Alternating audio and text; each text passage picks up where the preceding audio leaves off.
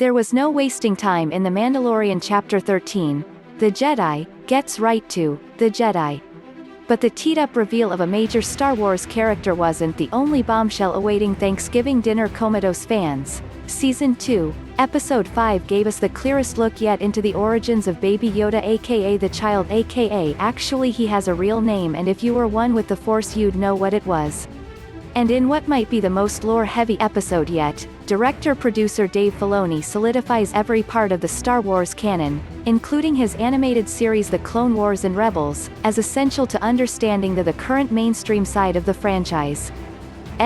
Note, this post contains major spoiler for the Mandalorian episode, The Jedi. Chapter 13 finally whisks Din Djarin and the child off to Corvus, where 2 episodes earlier, Bo-Katan, another Clone Wars import, instructed the Mandalorian to find the Jedi Ahsoka Tano. And he does rather immediately.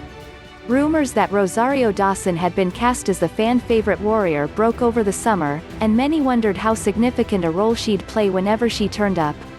A brief cameo? A glimpse from the shadows? Under the eye of Filoni, who had previously hinted at reviving the character in April during the conclusion of the Clone Wars, there was no holding back. The episode was an Ahsoka story through and through, as much as a milestone in Din's journey. Ahsoka has a lot to share with Mando and the Mandalorian audience, and share she does.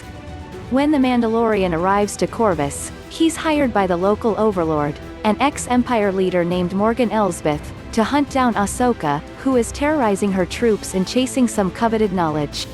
When Din crosses paths with the Jedi in the woods of the planet, he quickly flips sides. Morgan didn't win any favors by visibly torturing her Corvusians with electric shock pillories, another vestige of the animated canon. With Ahsoka out of attack mode, Din introduces the Jedi to his Force-sensitive surrogate child.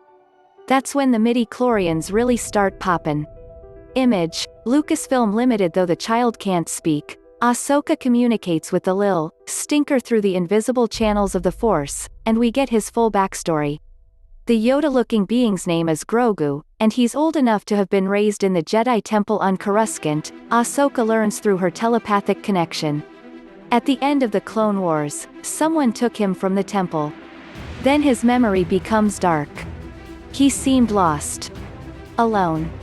The Mandalorian Season 2, Episode 4 added more fuel to the fire that the Empire was hunting Baby Yoda for his blood, either as the basis for a new cloning operation, teased by the return of the Camino uniform from Attack of the Clones, or something even more nefarious.